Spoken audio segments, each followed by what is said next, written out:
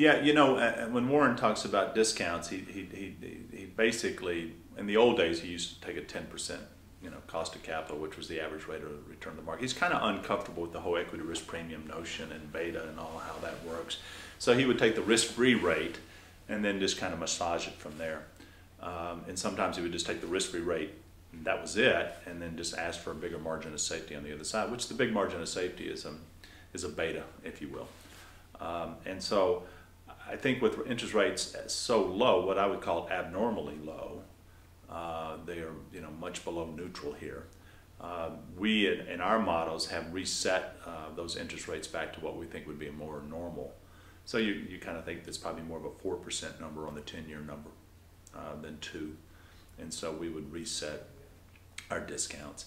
The equity risk premium, though, is problematic because we've gone through a period for so many years where the equity risk premium was relatively stable. I mean, the banded range in which the equity risk premium would bounce back and forth was put a narrow, but what we've seen since post-2008 is that equity risk premiums bouncing around a lot.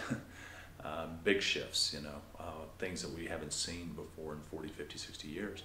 And so, that introduces the whole idea of how we should be thinking about equity risk. So I can normalize the 10-year back to something that I think should be closer to nominal GDP. That makes sense. But then the question is, are stocks more riskier today, as reflected in the equity risk premium that we're seeing, for reasons different than we had prior to 2008? So prior to 2008, you might argue that the macro events were not as, the macro events didn't seem to drive equity risk premiums too much. It just didn't seem to have that big of an effect. But the conversation that Demadoran had this afternoon would argue that since 2008, the equity risk premium is being impacted more by macro events. And if that's true, then how do you think about the riskiness of your stocks? Are the riskiness of your stocks going up because the riskiness of the macro environment is much more dramatic today than it was earlier?